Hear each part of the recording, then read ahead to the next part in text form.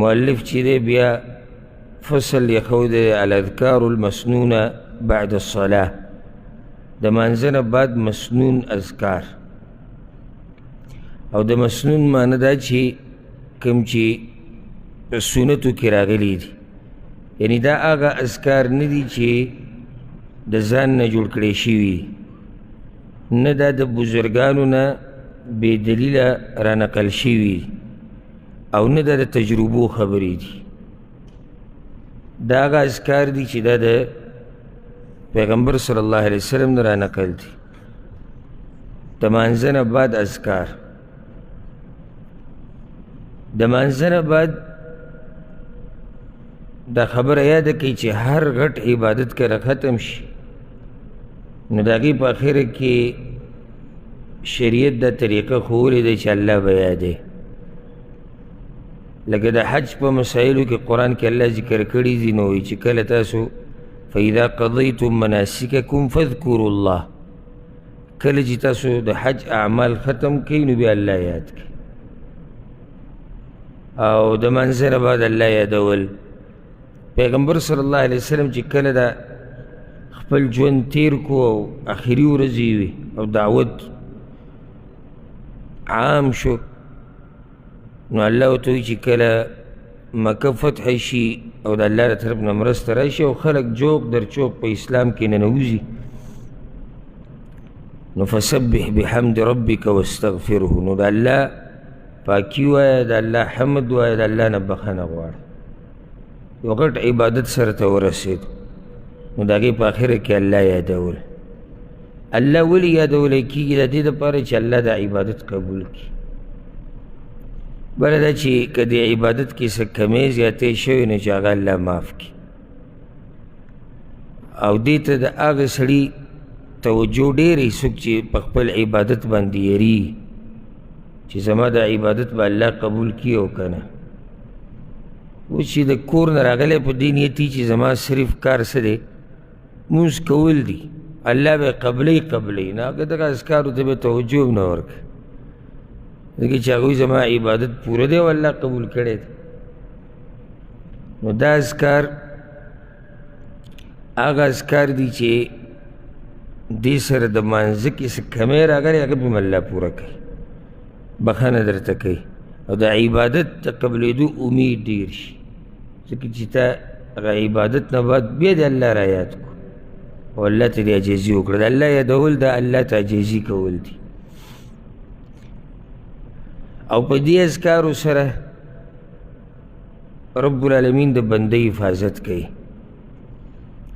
دا نن سبا چې دا اکثر دا خلک په وظیفو پسې ګرځي، او څوک وایي ژوند مې تنګ دی، او څوک وایي لنډ دی، او څوک وایي جادو دی، او څوک وایي بد نظر دی، بیماریانې او غمونه. نو یو غټه خبره چې د هغې دله څه موږ خراب شوي هغه ده چې د مانځه نه بعد موږ اذکار نه کوو. مانځه نه بعد د دې اذکارو اهتمام موږ نه کوو، دا حقیقت دی.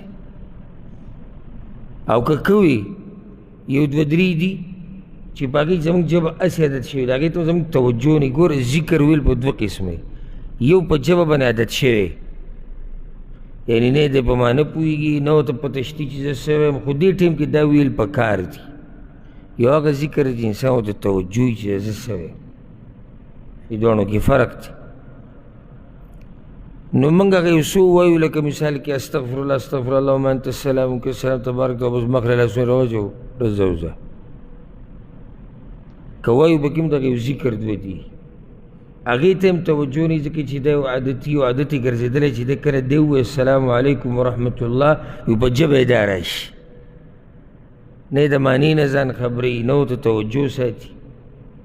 په دغه ټیم کې هم سوچ دی چې اوس دا ذکر زر ووایم چې بس یو منډه ووایم او یا ډایرکټ سنتو ته ودرېږم. نو موږ غافل یو د دې اذکارو، ځکه ژوند کې زموږ مسلې دي. په دې سره الله رب العزت د بندګانو حفاظت کوي چې کله هغه اذکار 15 وخته وایي، چې بیا ورسره د سحر ماښام اذکار وایي. نو تاسو سوچ وکړئ چې دا بنده به څنګه د الله په حفاظت کړي.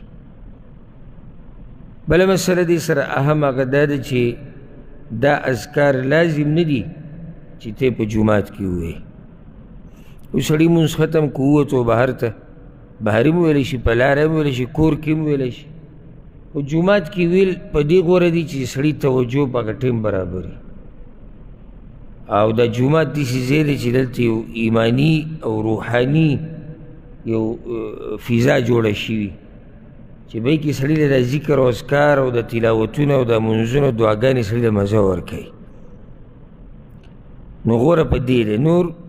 دا نه چې دا لازم به ته په جومات کې وایي. یو سړی دی د هغه کار دی، مونځ چې وکړي هسې دومره ټیم نشته چې هغه کښېني او اذکار ووایي. هغه دې په لاره وایي، هغه دې دوکان کې وایي، هغه دې په کور کې وایي، هېڅ خبره نه ده. بله مسله دلته دا ده چې اذکار الله یادول چې کله هم د دې ځای خاص کېږي چې یعنې د فلاني کار نه بعد به داسې وی، یا عادت خاص کېږي شمار چې دومره پیرې به وی، دې باندې به دلیل پکاري. بیا یو خو عام ذکر دی الله یادول، هر ټیم چې دی الله یاد کو، چې څومره دی یاد کو، په دې تا نه څوک دلیل نه غواړي، ځکه چې الله عام قرآن کې ویلي دي چې ما یاد کوي او ښه ډېر مې یاد کوي. ماښام یې یادوه، مازدیګر یې یادوه، سهار یې یادوه، د شپې یې یادوه، چې څومره یادې یادوه. خو چې کله دې ما ته ووایي چې د پلاني کار نه بعد به دا ذکر وی او دومره پیرې به وی او په دې طریقې سره به وی، بیا به نه زه دلیل غواړم. ځکه چې دلته ته کیفیت هم خاص کې، مکان هم خاص کې او زمان هم خاص کې. یعنې زمانه دې راته موښوه، کیفیت دې راته موښو او ځای دې راته موښو. نو د دې دپاره اوس څه پکار دی؟ دلیل پکار دی. مانځه نه بعد چې کوم اذکار دي هغه اذکار به ویلی کېږي چې کله ته داسې وایي چې مانځه نه بعد اذکار به چې کوم په شریعت کې راغلی دي. عام ځان له اذکار وایي، خو هغې کې تاسو څوک جګړه نه کوي، نه څوک اختلاف کوي په هغې کې. مانځه نه بعد اذکار کم یو به وی، نو بیا پیغمبر صلی الله علیه وسلم ته واپس کېږي. قرآن کې الله سبحانه وتعالی عامه خبره کړې ده، لکه یو ځای کې الله رب العزت دا خبره کړې ده چې الله یادوي د سحر او ماښام کې و ادبار السجود او په سجدو پسې وروسته. دا په سجدو پسې وروسته الله یادول، دې کې بیا د مفسرینو اقوال دي چې دې څه مطلب دی. یو قول دا دی چې د مانځه نه بعد دغه اذکار دي چې تا سجدې ولګولې الله ته، نو اوس الله یاد کړه.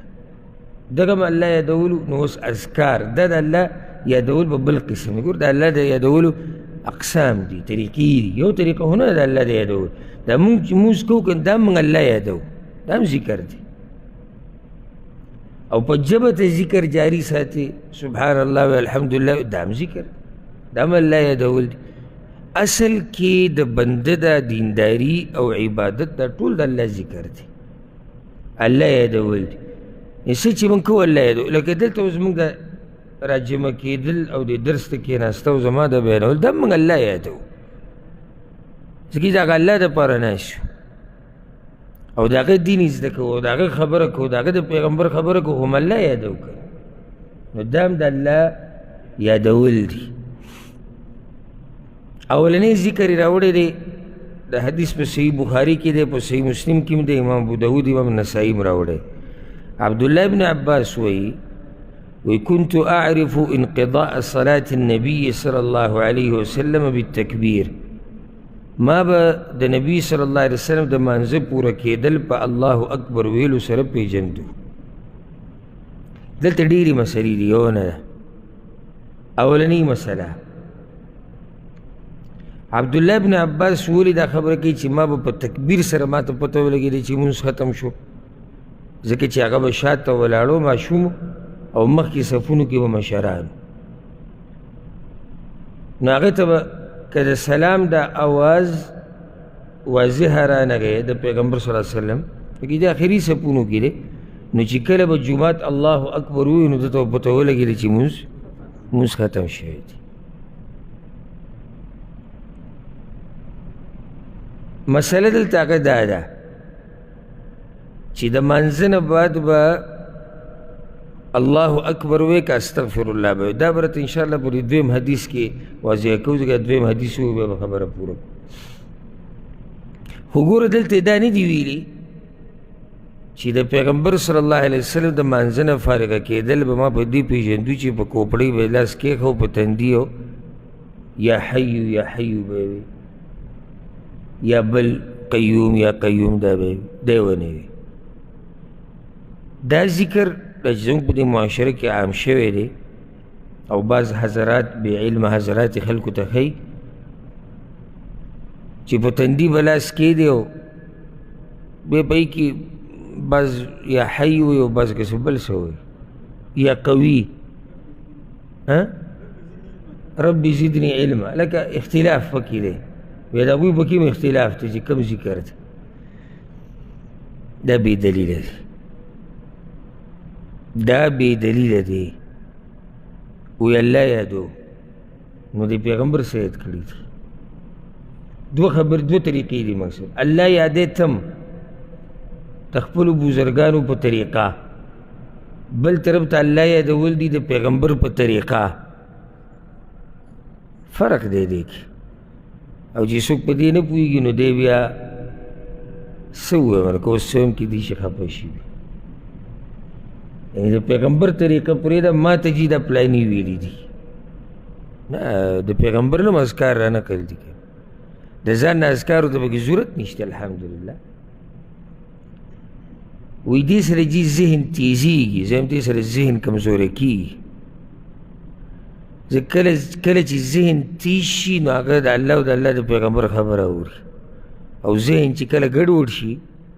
نو دی بیا په تاویلو ماویلو کې پروت وي په دې دلیل نشته صرف ما د یو صاحب او د هغه هم نوم نالم ډېر مشهور مولا د دغه انډیا او پاکستان او په دغه علاقو باندې پخوا تېر شوی دی هغه دا خبره کړې ده او دی ویلي و چې دا زما تجربه ده چې څوک داسې وکړي دا کار کېږي ګوره په دې کې حرج نشته که یو عالم خپله تجربه ذکر کړي خو تجربه په هغه ځایونو کې چې هلته څه اذکار نه دي راغلي لکه مثال اوس داسې لکه یو سړی دا وایي چېرې زما تجربه دا ده چې څوک آیت الکرسي لس پیرې ووایي د پلاني بیمارۍ دپاره نو انشاءالله الله وله شفا ورکوي وي تجربه ده په خپله وي تجربه ده داسې نه وي چې دا د شریعت مسله ده نو دې کې څه حرج نشته څه حرج پکې شته نه هېڅ نشته تا ته ووي لس پیرې د آیت الکرسي قرآن دی او قرآن ویلو سره دمول دا شریعت نه ثابت دي خو هغه تا ته خپله تجربه ووي چې لس پیرې داسې وکړي نو دا کېږي یعنې ما سره شوي دي څو پیرې صحیح ده هېڅ خبره نه خو زما تجربه دا چې مانځه نه بعد دا نه داسې کې تجربه خپله لرې که موږ سره د پیغمبر صلی الله علیه وسلم طرف نه اذکار دي او که بالفرض ته چا ته نسخه ښیې د دماغو د تیزېدو نو خو بل ټایم کې دې ووایي که نه ته ورته داسې ووایه چې د دماغو د تیزېدو ما دا تجربه کړې ده چې څوک دا ذکر ووایي دا ذکر ووایي دا ذکر ووایي دا کار کېږي بله مسله مجرد د الله نوم اخسته دې څه مطلب دی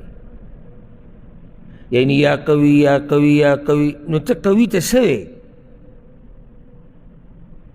یا صرف قیوم وایه یا صرف چې د الله نوم الحی وایه دا شریعت خو دې اذکار مونږ ته نه دي ښودلي چېرته یعنې څوک دې ما ته وښایي دا ګز او دا میدان ښه صفا پټه پناه خبره دا ګز او دا میدان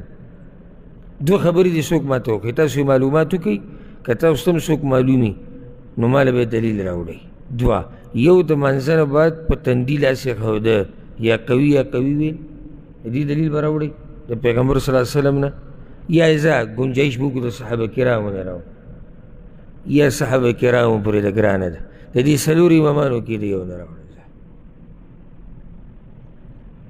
او دویم په دې به دلیل راوړي چې شریعت کې داسې ذکر شته چې د الله نوم دومره پیرې اله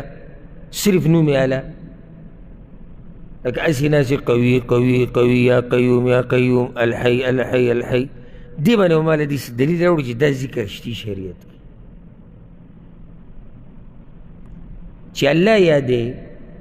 مقصد دی الله راضي کول دي که نه یعنې دا زمونږ ګمان دی ګوره په ټولو باندې که هغه بدعتي دی او که هغه سني دی په سنت طریقه روان دی خو په دواړو زموږ دا ګمان دی چې دوی چې دا ذکر کوي دوی الله راضي کول غواړي بدعتیان هم ګوره دا اذکار دې دپاره نه کوي چې شیطان راضي کوي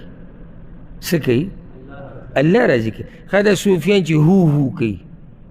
یعنی لمنډ هغوی د الله هغه نوم پکې مختصر کړی دی اوس څه به الله الله الله کې یو هو هو وایه دی هو هو سره هم ګوره دی الله راضي کوي الله سره دشمني نه کوي خو د الله د راضي کولو د قانون یاد کړه الله راضي کیږي په هغه طریقې سره کومه طریقه چې پیغمبر صلی الله علیه وسلم ښوولې ده د ځان نه طریقې ته نشي راویستی چې الله زه به دې راضي کوم حاجیان چې حج له ځي څه دپاره ځي الله راضي کولو لپاره ها داسې به پکې لکه خو هغه به لګي چېر ریاکارۍ له ځي اذکار چې څوک ښایي چاته ځان ښایي خو نور به مسلمانانو باندې به ښه ګمان ساتي او که موږ داسې وکړو دا حج چې دی یو کال کې یو دی او ګڼه هم ډېره یو ګرمي هم ډېرې دی جمي کې به کې موږ ځان له حج کوو د الله د راضي کولو لپاره ګڼه به هم کمه شي موسم به هم برابري کیدی شي موږ هم الله راضي کوو که نه مشکل څه دی دا طریقه موږ ته پیغمبر نه ده ښوولې د الله د راضي کولو پوه شوئ که نه الله به راضي کې په هغه طریقه کومه طریقه چې تا ته پیغمبر صلی الله علیه وسلم الله قرآن کې بیان کړی او زه چې کله ویم چې پیغمبر صلی الله علیه وسلم ته ښوولی یم دې کې قرآن او حدیث دواړه راغلي ولې ځکه چې دا قرآن هم موږ ته پیغمبر بیان کړی قرآن هم موږ ته پیغمبر بیان کړی دی او حدیثونه بیا د هغه خبرې دي چې وضاحت یې بیا د قرآن کړی دی نو ورسېدې په دې مسله که نه مانځه نه بعد په تندي لاس یې ښوده که هر ذکر ته وې دا نه دي ثابت او بیا دومره کمزوري دي په دې خپله مسله کې چې کله ورته داسې وګورو نو بیا طریقه بدله کړي ځکه چې پته چې ما سره به دلیل نشته لکه اوس که زه د مانځه نه بعد دا وایم السلام علیکم ورحمة الله الله اکبر استغفر الله استغفر هر ځای کې وې هر چا په مخ کې وې اوس کې ما ته پته چې په دې باندې ما سره ټوس دلیل دی اوس موږ دا حدیث وې صحیح بخاري صحیح مسلم امام ابو داود امام نسائی دې ټول راوړی ته مطمئن یې په خپل کار او چې تا قصه کې اورېدلي چې بزرګانو ویلي بیا ته مطمئن په خپله نه یې یعنې زه په خپله څو کسانو سره او دا ګورې زموږ ذمواري ده بله زما په دې باندې خبره وکړه چې څوک په غلط کار وایي نه هغه ته به نصیحت کې او موږ صرف دا دینداري او څو کارونو کې راټینګه کړې ده کله چې مانځه کې ستا خوا کې څوک داسې کار وکړي نو ته به په طریقه پوه کې چې وروره دې ټیم کې اذکار د پیغمبر نه ثابت دي هغه یاد کړه هغه وایه دا کومه طریقه چې تا وکړه دا دې ځای کې نشته بلې تا نه څه ځي اجر دل الله درکو کوم کار چې راته الله والا کړی و هغه دې ورسو سر ته مني نه مني الله پوه شه دی پوه شه نو بعضو سره زه مخکې یو څو منځونو کې یو ځای شوی وم نو چې کله مونځ ختم کړو په دې ځای باندې دا چلې شروع کړي چې ما به دلاسې وکتو بیا به تندی شي وګړه داسې او څوک غوږ وګروي معنی تا سره دلیل نشته په دې کار باندې لکه صرف د یو انسان د کتو سره چې ته تندی ګرې لکه یو کس ما سره ملاو شو او کیسې میسې کولې د دې چېرې دلیل داسې او د پیغمبر تابعداري او دا او دغه او بیا سبحان الله په یو ځای کې په لاسنیو کې هغه زما مخې ته راغی تعزیت کې زه ورنه وتم نو تعزیت کې دعا شتي خو د لاس اوچتول د پیغمبر صلی الله علیه وسلم نه دي ثابت ګوره تعبیر غلط نه دی پکار چې دعا نشته دعا چې تعزیت کې دعا نه کوي نو څه کوي مقام د دعا دی چې ته ورشي مړي لپاره دعا وغواړي د کور والا لپاره دعا وغواړي خو پیغمبر صلی الله علیه وسلم تعزیت کړی دا په ګلاس نه دی اوچت کړی موږ د هغه تابعداري کوو نو چې کله زه ورنه وتم هغه تعزیت ته ناست نو په دې کې کسان راننوت وي دعا به وکړو لاس به اوچت کړو داسې نه وي چې دعا به وکړو لاس به اوچت کړو چې لاس اوچت کړو ما خو لاس نه اوچت کړی ما دغه شان دعا کوله خو په زوره مې کوله که کس باندې وایي چې نظر ولګېده پکې ناست و هغه لاس اوچت کړي وو داسې سیاست دی ګوره ښه بره نه نو چې ما ورته داسې وکتو نو دا بټن یې بیا کوله ده دې کې یې ګوتې والې نو ډېره دا واضح شو چې ستا سره دلیل نشته اوس دې څه کوي لاسونه په دې ساتل سیاست دا دی چې دی هم خوشحاله هغه هم خوشحاله د دین سره زما څه کار نشته الله او د الله رسول څه وایي د هغې سره زما کار نه موږ خو وروره زموږ د الله او د الله د رسول د خبرې سره کار دی که څوک خوشحالېږي او که څوک خفه کېږي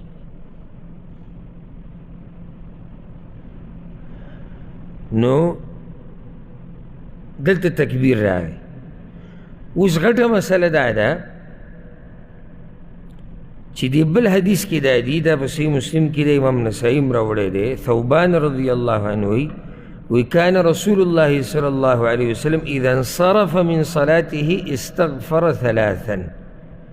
کله چې پیغمبر صلی الله علیه وسلم د مانځه نه فارغ شو نو درې پیرې به استغفار وی استغفر الله استغفر الله استغفر الله دلته اشکال لازم څه اشکال یعنی هغه حدیث کې هم دا دی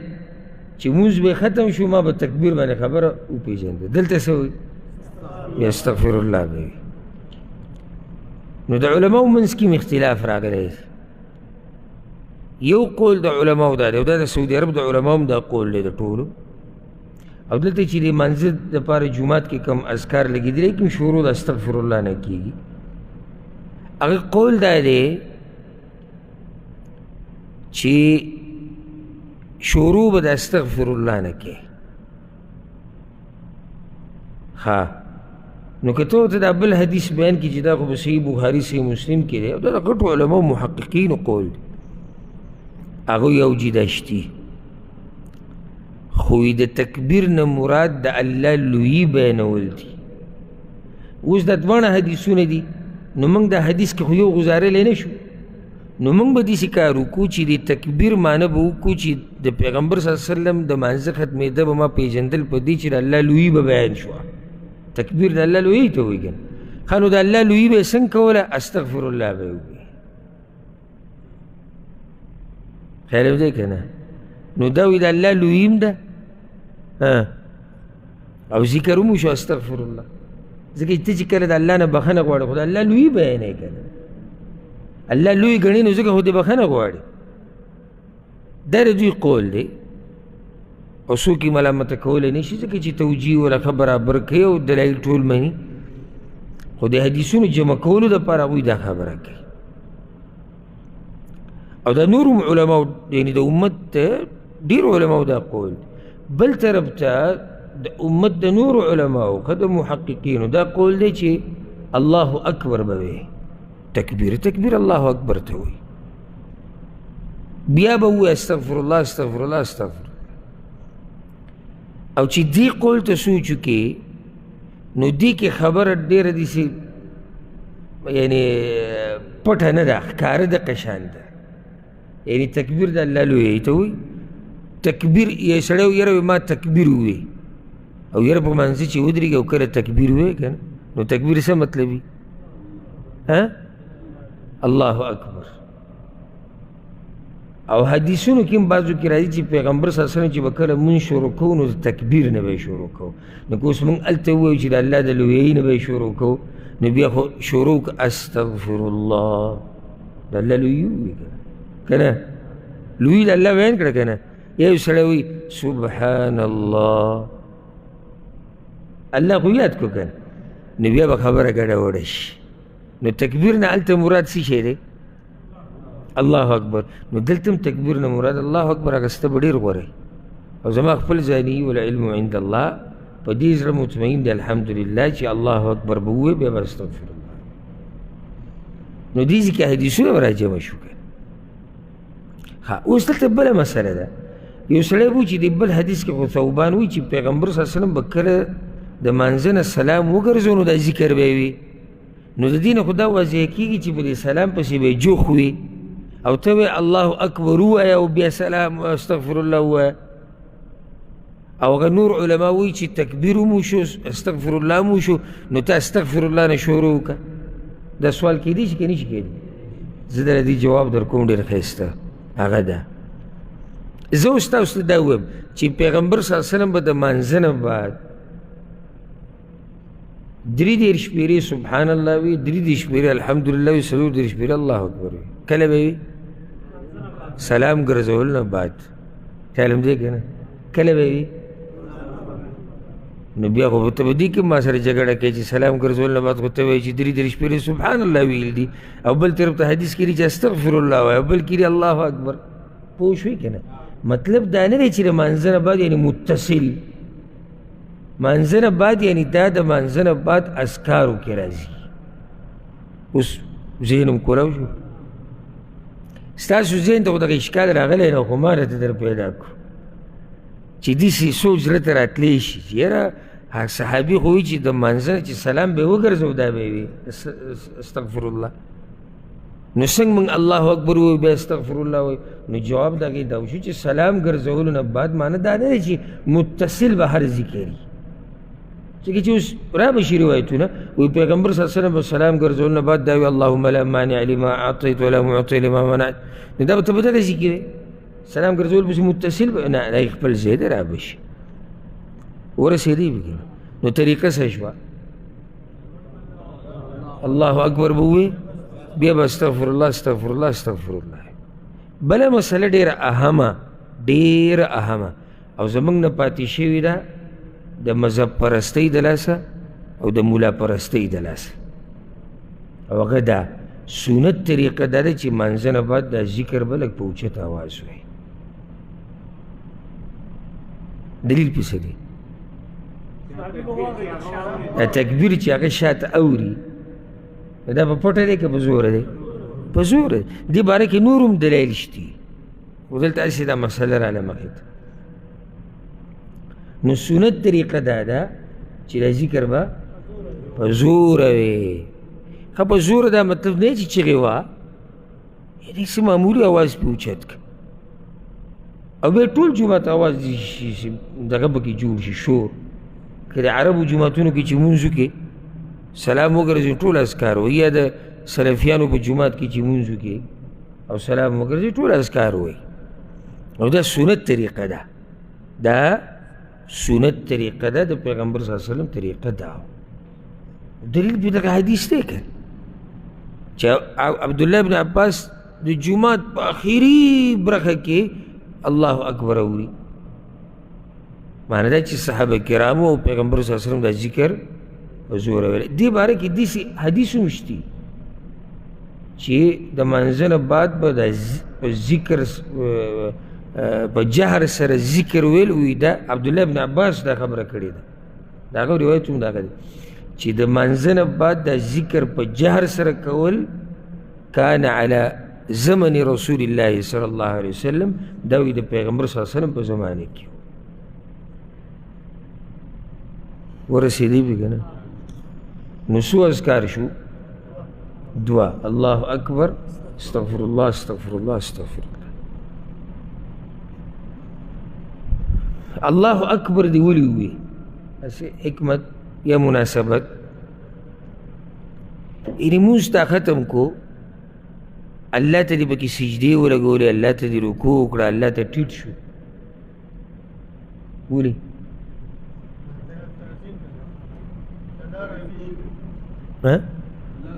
الله لوی دی. الله اکبر. استغفر الله دې ولې ووایي؟ که څه کمی شوی نو چې هغه الله معاف کړي.